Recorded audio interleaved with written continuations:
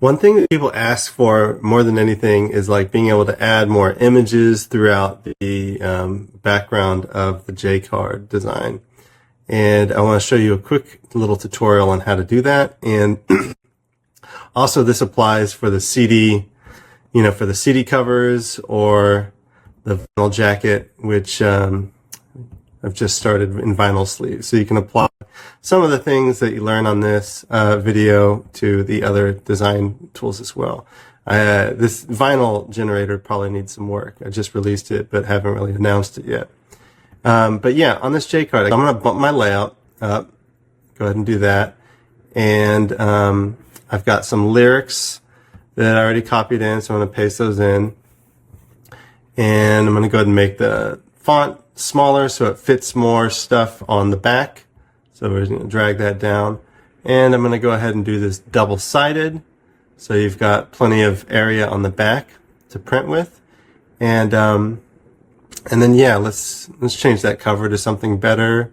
Let's do like that and then kind of make it bigger. I'm on a small screen right now for this tutorial, so so you've got these lyrics and you want to add some art. Now let's say I wanted to have a picture, after this song right here. It ends with glow, and let's add another one right there. So what I would do is actually I'm gonna start up here. So you could, let's see, it says you could. So I'm gonna go over to our lyrics and I'm gonna hit enter a bunch of times. I'm gonna find you could, let's see, and then I'm just gonna like enter a bunch, which adds space in our design right here to add like some kind of art, right?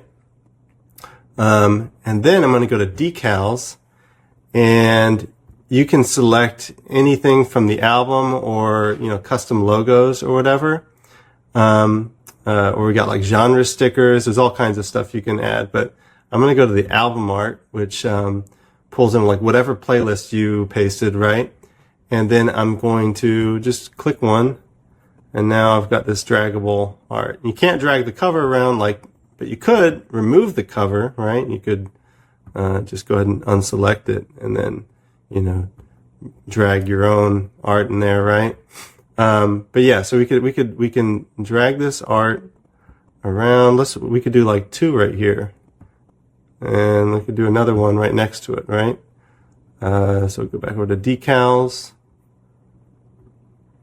So you can do something like that, and you can size it however you want it. And then you can do the same thing for the back. So we drag another one. And, these are pretty low resolution, generally, the ones that it pulls from Spotify or whatever. So if you really want high resolution, you'd want to make something bigger. Now, one thing I'll note is on the back, when you print, it adds some bleed. So you kind of want to go over. So you don't want to just go right to this edge. You want to like drag it up into that area so that when you print, and same for the bottom, you would want this to be a little bigger so that it has some space on the top, space on the bottom. I'm definitely going to improve that at some point later, but that's just the reality of this thing right now, right? And then one other thing you can do if you're trying to add more custom art to your design is the custom background. And again, it pulls in stuff from the album if you want to add something like that, or you can upload your own art. But for this, I'm just going to go ahead and click one of these to show you how now it's the background for both. And you can zoom that in. So now you got this. And I think we can add some blur. Yeah, add some blur, and then you don't get any of that funny pixelization from blowing up an image. It essentially makes it into like this high res. So that's just a way you can add some custom art, some custom backgrounds.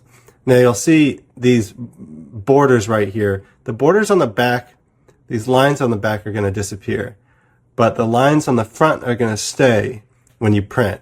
And that's so that you know where to fold. So these generally, you can change the background color, I believe, to make these borders change. Because what it does is it's like, it takes if I didn't have this, I'm going to clear the background. Clear. So if I didn't have a background, yeah, what it does is it automatically, these borders are based on the background color and they change based on whatever your background is.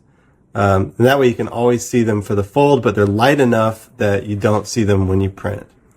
So yeah, I'm going to go ahead and pull that custom background back in, make it big, make it blurry, and I don't like that one. Let's do this one. No, let's do, oh yeah, we had this like sky one, I think. I like that.